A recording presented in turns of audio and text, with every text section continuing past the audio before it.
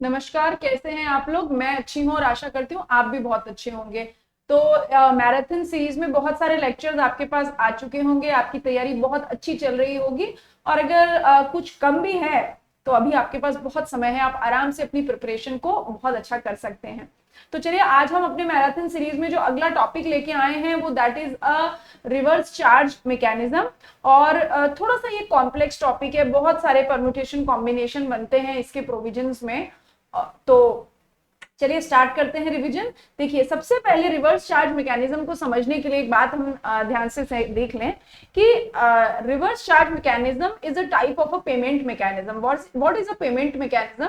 GST law में GST को payment करने के दो मैकेनिज्म होते हैं, या तो होगा फॉरवर्ड चार्ज या होगा रिवर्स चार्ज। फॉरवर्ड चार्ज एक आम तरीका है जो ये कहता है कि भाई जीएसटी पे करने की जिम्मेदारी सप्लायर के ऊपर है। यानी जब भी गुड्स या सर्विसेज सप्लाई होगी तो जीएसटी कौन पे करेगा? सप्लायर पे करेगा। That is forward charge mechanism. और रिवर्स चार्ज मैकेनिज्म क्या होता है? जब जीएसटी पे करने की जिम्मेदारी किसके पास होती है? रिसिपिएंट के पास होती है। और ये खास तरीका है।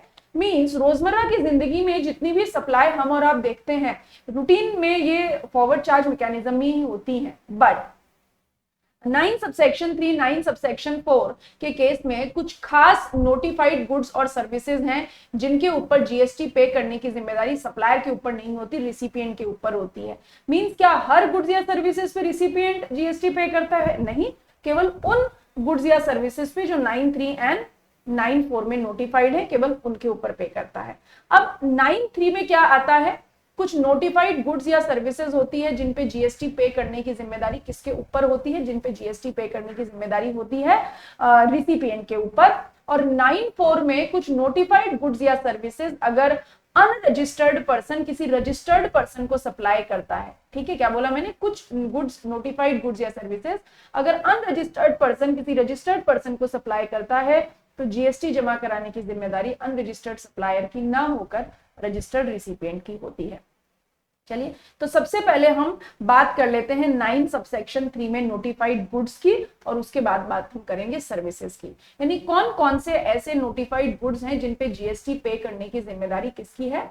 रिसिपिएंट ऑफ गुड्स की है। तो सबसे पहले हम बात कर लेते हैं कैशू नट्स, काजू, नॉट शेल्ड और पील। जो शेल वाले कैशू नट्स होते हैं, या बीड़ी रैपर लीव्स होती हैं, या टबैको लीव्स होती हैं, या रॉ कॉटन है, ये चार प्रोडक्ट ऐसे हैं जिन पे जीएसटी पे करने की जिम्मेदारी रिसिपिएंट ऑफ गुड्स पे होगी। बट शर्त ये है कि सप्लायर ऑफ गुड्स कौन हो? एक एग्रीकल्चरिस्ट हो। यानी ये चार जो एग्रीकल्चर प्रोड्यूस हैं, इनको सप्लाई कौन करे? इनको सप्लाई करे एग्रीकल्चरिस्ट, और रिसीव कौन करे?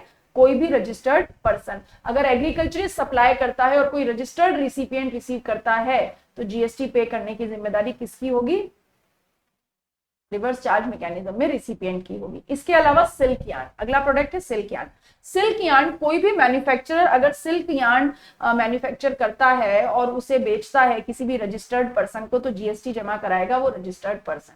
Apart from that, used vehicle, कोई भी यूज किए हुए व्हीकल हैं, या सीज्ड एंड कॉन्फिस्केटेड गुड्स हैं, या यूज्ड वेस्ट एंड स्क्रैप है, ठीक है, मतलब used vehicle, seized and confiscated goods, used goods and waste and car, waste and scrap जो है, अगर इनको बेचने वाला कौन हो? Central government, state government, local authority. लेकिन किसको छोड़ दीजिए? मिनिस्ट्री ऑफ रेलवेज को छोड़ दीजिए।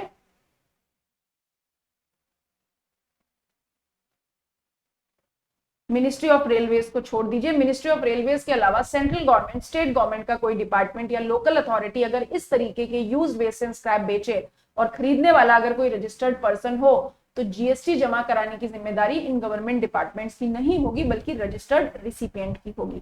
इसके अलावा प्रायोरिटी सेक्टर लैंडिंग सर्टिफिकेट, अगर प्रायोरिटी सेक्टर लैंडिंग सर्टिफिकेट जिसे कि गुड्स का दर्जा दिया गया है, क्या होता है प्रायोरिटी सेक्टर लैंडिंग सर्टिफिकेट? इसके लिए अगर आप हमारे रिवर्स चार्ज मैकेनिज्म की क्लास देखेंगे तो डिटेल में मैंने प्रायोरिटी सेक्टर लैंडिंग सर्टिफिकेट को समझाया हुआ है। बट क्योंकि यहाँ पे ये हम मैराथन कर रहे हैं इसलिए मैं बहुत डिटेल में इसको एक्सप्लेन नहीं कर रही हूँ। तो प्रायोरिटी सेक्टर लैंडिंग सर्टिफिकेट अगर बेचने वाला रजिस्टर्ड पर्सन हो और खरीदने वाला भी रजिस्टर्ड पर्सन हो तो जीएसटी जमा कराने की जिम्मेदारी रजिस्टर्ड रिसिपिएंट पे होती है। इसके अलावा लॉटरी, ठीक है। अगर ये जो लॉटरी जो है वो बेचने वाला state government, union territory, local authority है और खरीदने वाला कोई लॉटरी डिस्ट्रीब्यूटर या सेलिंग एजेंट है, तो जीएसटी जमा कराने की जिम्मेदारी स्टेट गवर्नमेंट की नहीं होती, बल्कि रिसिपिएंट लॉटरी डिस्ट्रीब्यूटर या सेलिंग एजेंट की होती है। चलिए, अब इसके बाद हम आ जाते हैं नोटिफाइड सर्विसेज के ऊपर। अब वन बाय वन हम उन सर्विसेज के बारे में बात करेंगे जहां पर जीएसटी जमा कराने की जिम्मेदारी सप्लायर की नहीं होगी बल्कि रिसिपिएंट ऑफ सर्विस की होगी। तो इस सीरीज में हमारी सबसे पहली सर्विस है goods transport agency. Goods transport agency की सर्विसेज क्या होती है? ये जो जीटीए नाम की एजेंसी होती है, ये क्या काम करती है? ये ट्रांसपोर्ट ऑफ गुड्स का काम करती है बाय रोड। ठीक है, खास बात यह है कि गुड्स ट्रांसपोर्ट का काम तो रेलवेज भी करता है, शिपिंग लाइंस भी करती है, एयरलाइंस भी करती है, लेकिन यहां पर गुड्स ट्रांसपोर्टेशन जो कर रहा है वो गुड्स ट्रांसपोर्ट एजेंसी नाम की एक ऑर्गेनाइजेशन कर रही है और रोड के थ्रू गुड्स ट्रांसपोर्ट होता है। तो जीटीए अगर अपनी सर्विसेज इन नोटिफाइड पर्संस को दे, ये नोटिफाइड पर्संस है, क्या रेलेवेंस है इस नोटिफाइड पर्सन का अभी हम बात करते हैं। नोटिफाइड पर्सन में आता है factory, society, cooperative society, GST act में रजिस्टर्ड कोई पर्सन, कोई बॉडी कॉर्पोरेट, कोई पार्टनरशिप फर्म या कोई casual taxable person.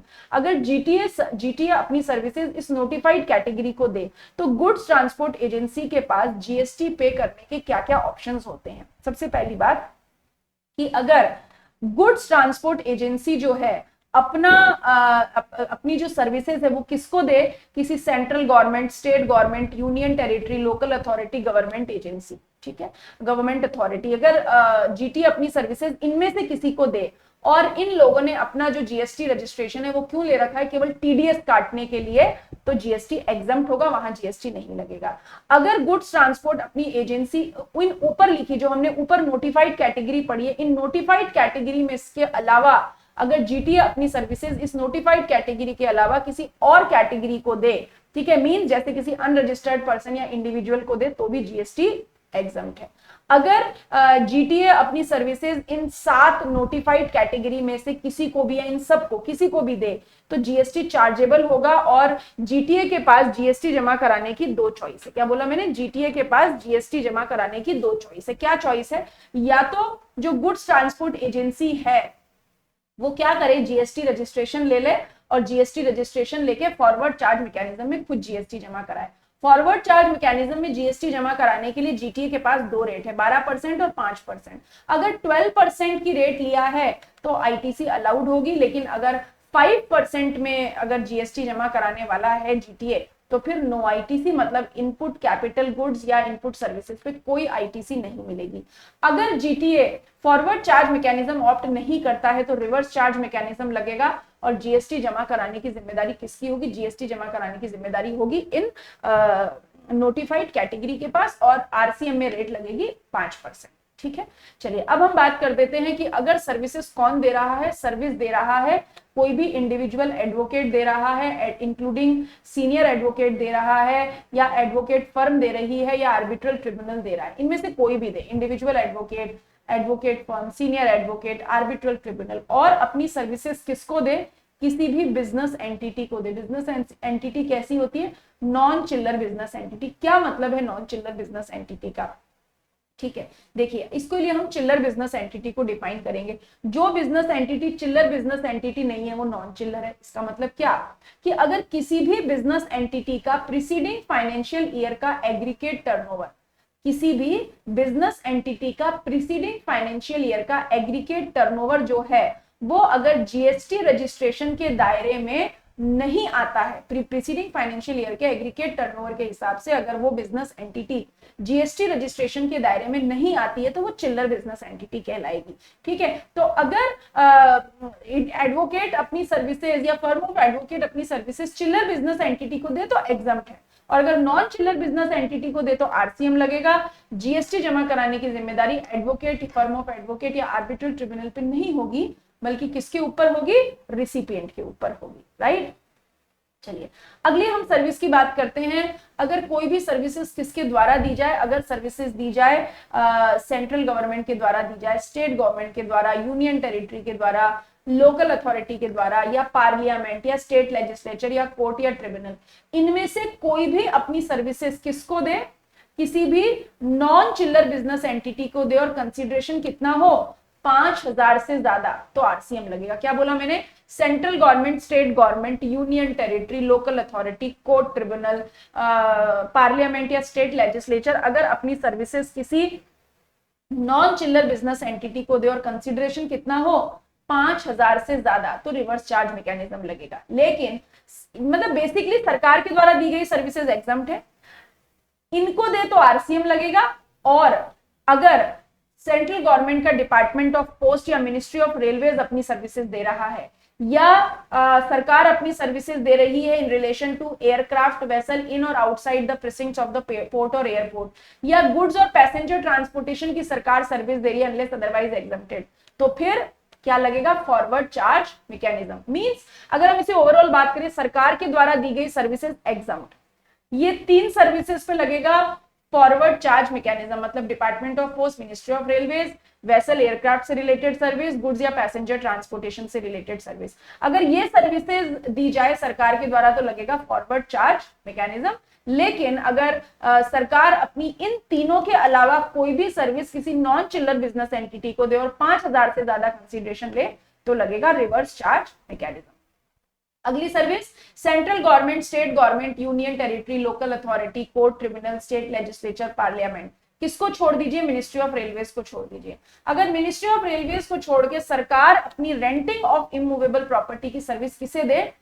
Any business entity, चिल्लर है तो भी चलेगा, नॉन चिल्लर है तो भी चलेगा, किसी भी बिजनेस एंटिटी को सरकार अगर रेंटिंग ऑफ इमूवेबल प्रॉपर्टी की सर्विस दे और कंसिडरेशन ले 5,000 से ज्यादा तो क्या लगेगा?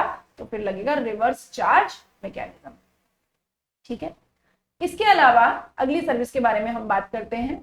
अगर डायरेक्टर अपनी सर्विसेज कंपनी को देता है, क्या बोला मैंने? डायरेक्टर अगर अपनी कंपनी सर्विसेज कंपनी को देता है तो जीएसटी जमा कराने की जिम्मेदारी कंपनी की होगी।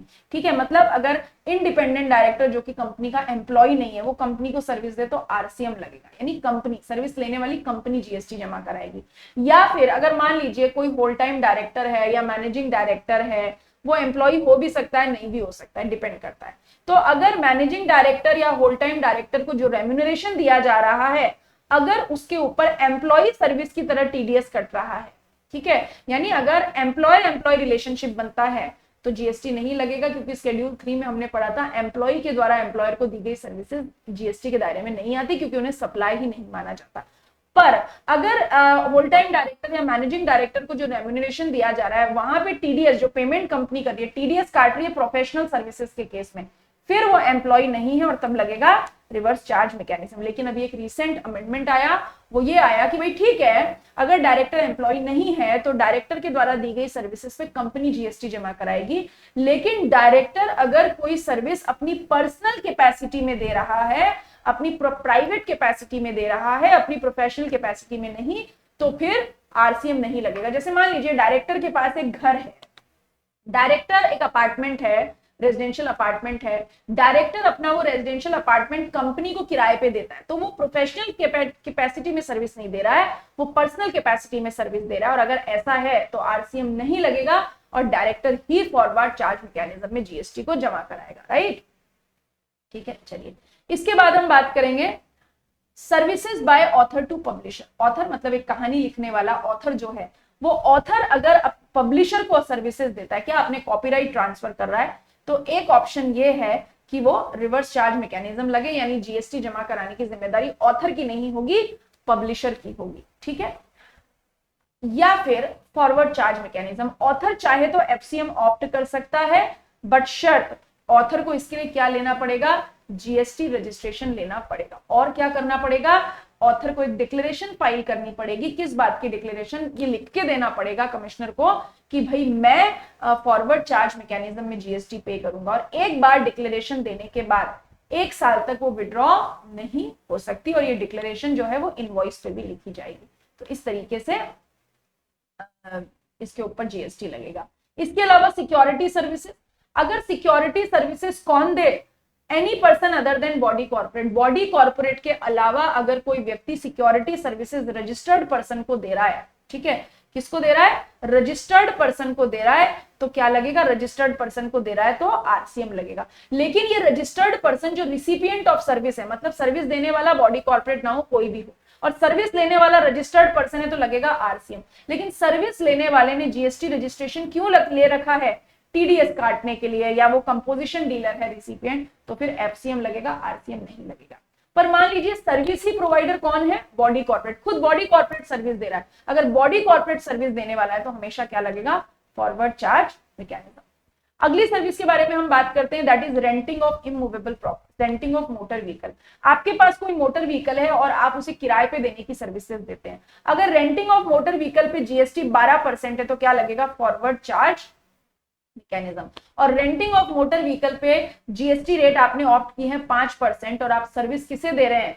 Other than body corporate. मैंने क्या बोला? रेंटिंग ऑफ मोटर व्हीकल की सर्विस है और सर्विस देने वाला कौन है? Any person other than body corporate. और रिसिपिएंट कौन है? रिसिपिएंट है बॉडी कॉर्पोरेट। मींस सर्विस दे बॉडी कॉर्पोरेट के अलावा कोई भी और सर्विस ले बॉडी कॉर्पोरेट तो क्या लगेगा? Reverse charge mechanism. यानी इंडिविजुअल अगर बॉडी कॉर्पोरेट को सर्विस दे तो क्या लगेगा? आरसीएम। अगर बॉडी कॉर्पोरेट को सर्विस दे तो क्या लगेगा? एफसीएम।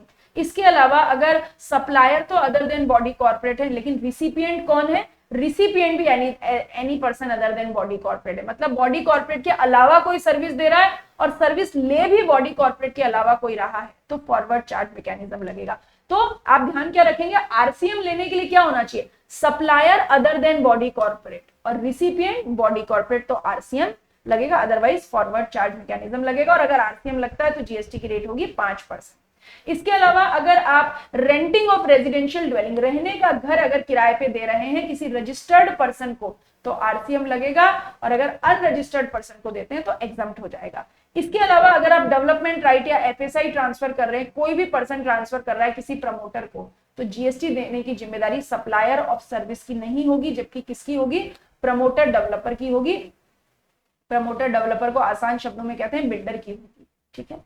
इसके अलावा अगर आप लॉन्ग टर्म लीज पे कोई जमीन दे रहे हैं और लीज पीरियड कम से कम 30 साल है और जो कंसीडरेशन है वो अपफ्रंट पेमेंट है, मतलब एक मुश्त तय किया गया पैसा है, सर्विस देने वाला कोई भी हो, अगर सर्विस लेने वाला कोई प्रमोटर डेवलपर है तो जीएसटी जमा कराने की जिम्मेदारी लेसर की नहीं होगी, लेसी की होगी, प्रमोटर डेवलपर की होगी। इंश्योरेंस एजेंट अगर अपनी सर्विस इंश्योरेंस कंपनी को देता है तो इंश्योरेंस एजेंट अनऑर्गेनाइज स्ट्रक्चर है, वो जीएसटी जमा नहीं कराएगा, इंश्योरेंस कंपनी कराएगी। रिकवरी एजेंट अगर अपनी सर्विसेज किसी बैंक, एनबीएफसी या एफआई को दे तो रिकवरी एजेंट जीएसटी जमा नहीं कराएगा। कौन कराएगा? Bank, non banking financial company या फाइनेंशियल इंस्टीट्यूशन। इसके अलावा अगर आप कोई अपने आप कॉपीराइट को ट्रांसफर कर रहे हैं, जैसे म्यूजिक कंपोजर है, फोटोग्राफर है, कोई आर्टिस्ट है, वो अपने कंटेंट का कॉपीराइट ट्रांसफर करता है किसी म्यूजिक कंपनी प्रोड्यूसर को, तो जीएसटी जमा कराने की जिम्मेदारी उस म्यूजिक कंपोजर की नहीं होगी, म्यूजिक कंपनी की होगी। आरबीआई की जो आरबीआई ने ओवरसीइंग कमिटी कॉन्स्टिट्यूट की, उस ओवरसीइंग कमिटी के मेंबर्स अगर आरबीआई को सर्विस दें तो जीएसटी जमा कराएगा आरबीआई। अगर इंडिविजुअल डायरेक्ट सेलिंग एजेंट अगर बैंक को सर्विस दे तो जीएसटी जमा कराने की जिम्मेदारी बैंक या एनबीएफसी की है। अगर बिजनेस फैसिलिटेटर बैंक को सर्विस दे, और बैंक कहां हो? बैंक हो अर्बन एरिया में, ठीक है। रूरल एरिया में तो एग्जम्प्ट, अगर बैंक अर्बन एरिया में है तो बैंक ही जीएसटी जमा कराएगा, ठीक है। इसके अलावा अगर सिक्योरिटी लैंडिंग स्कीम के तहत लेंडर जो है वो अप्रूव्ड इंटरमीडिएट की तरह के थ्रू किसी बोरोवर को अगर सिक्योरिटी लैंडिंग की सर्विसेज देता है तो जीएसटी जमा कराने की जिम्मेदारी लेंडर की नहीं होगी, जबकि किसकी होगी? बोरोवर की होगी, ठीक है। Online information database access retrieval की सर्विसेज या ऑनलाइन मनी गेमिंग की सर्विसेज, ठीक। कोई भी पर्सन जो नॉन टैक्सेबल टेरिटरी में बैठा हो, ओआईडीआर की सर्विसेज अगर किसको दी जाए, किसी एनी पर्सन को दिया जाए other than non taxable online recipient. क्या होता है non taxable online recipient?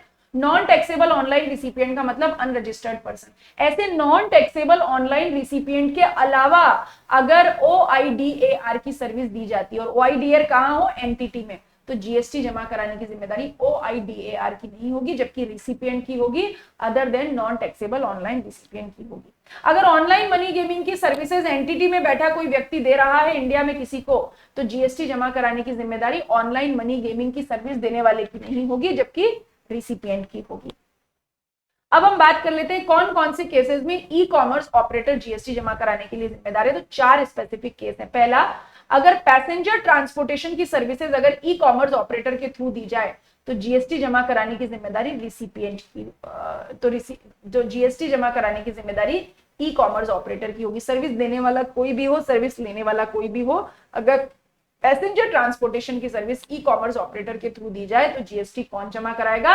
E commerce operator जमा कराएगा। ठीक है, अगर कोई भी सर्विसेज जो है वो पैसेंजर ट्रांसपोर्टेशन की सर्विस अगर ओमनी बस के थ्रू दी जा रही है थ्रू ई कॉमर्स ऑपरेटर, ठीक है, ओमनी बस के थ्रू, ओमनी बस की सर्विसेज जो है वो ई कॉमर्स ऑपरेटर के थ्रू दी जा रही है और सप्लायर ऑफ सर्विस कौन है? कंपनी। तो ई कॉमर्स ऑपरेटर जमा नहीं कराएगा, कंपनी जमा कराएगी। मींस अगर कंपनी ओमनी बस की सर्विसेज ई कॉमर्स ऑपरेटर के थ्रू दे रही है तो कंपनी कराएगी और कंपनी के अलावा कोई होगा तो ई कॉमर्स ऑपरेटर कराएगा। होटल, इन क्लब्स, कैंपसेस, कमर्शियल प्लेसेस में अकोमोडेशन की सर्विसेज दी जाए और जो होटल और गेस्ट हाउस है वो अनरजिस्टर्ड पर्सन है तो जीएसटी जमा कराने की जिम्मेदारी ई कॉमर्स ऑपरेटर की, like OYO. Housekeeping services, urban club housekeeping services देने वाला अनरजिस्टर्ड पर्सन हो और अगर ई कॉमर्स ऑपरेटर के थ्रू सर्विस दे तो जीएसटी जमा कराएगा urban club means e commerce operator. Recently एक अमेंडमेंट ऐड हुआ कि अगर रेस्टोरेंट्स, ठीक है, स्पेसिफाइड प्रीमाइसेस को छोड़ दीजिए, उसके अलावा अगर कोई रेस्टोरेंट ई कॉमर्स ऑपरेटर के थ्रू सर्विस देते हैं तो जीएसटी जमा कराएगा ई कॉमर्स ऑपरेटर, मतलब स्विगी या जोमैटो। और स्पेसिफाइड प्रीमाइसेस का मतलब है ऐसे रेस्टोरेंट्स जो होटल अकोमोडेशन की सर्विसेज भी प्रोवाइड कराते हैं और जिनका जो रूम रेंट है वो 7,500 रुपए पर डे या उससे ज्यादा है। अगर 7,500 रुपए पर डे या उससे ज्यादा का रेंट है तो फिर स्विगी या जोमैटो जमा नहीं कराएगा, फिर जो रेस्टोरेंट्स हैं वही जमा कराएंगे। और अगर जो रेस्टोरेंट है, देखिए मतलब 3 कैटेगरी हो गई। पहला, रेस्टोरेंट जो जिसके पास स्पेसिफाइड प्रीमाइसेस नहीं है, अगर वो ई कॉमर्स ऑपरेटर के थ्रू सर्विसेज दे तो ई कॉमर्स ऑपरेटर जमा कराएगा। रेस्टोरेंट जिसके पास स्पेसिफाइड प्रीमाइसेस है लेकिन उसका रूम रेंट जो है वो 7,500 रुपए पर डे से कम है तो भी ई कॉमर्स ऑपरेटर जमा कराएगा। रेस्टोरेंट जिनके पास स्पेसिफाइड प्रीमाइसेस है और वो अकोमोडेशन की सर्विसेज देते हैं, रूम रेंट 7,500 रुपए पर डे या उससे ज्यादा, तो फिर ई कॉमर्स ऑपरेटर जमा नहीं कराएगा, रेस्टोरेंट खुद जमा कराएगा। ठीक है, तो ये था हमारा रिवर्स चार्ज मैकेनिज्म का प्रोविजन। बहुत झटपट से हमने प्रोविजन रिवाइज किए हैं। अगर आपको जब भी सवाल करना हो ई कॉमर्स आरसीएम का तो आप बस फटाफट से ये आरसीएम के प्रोविजन देख लीजिए और अपना क्वेश्चन कर सकते हैं। तैयारी अच्छी रखिएगा, टेस्ट दीजिएगा, मल्टीपल रिवीजन करिएगा और जो भी आप पढ़ रहे हैं उसे कंसिस्टेंटली रिवाइज करते जाइएगा। एग्जाम बहुत अच्छे होने वाले हैं और रिजल्ट भी बहुत अच्छा आने वाला है। All the best, bye, take care.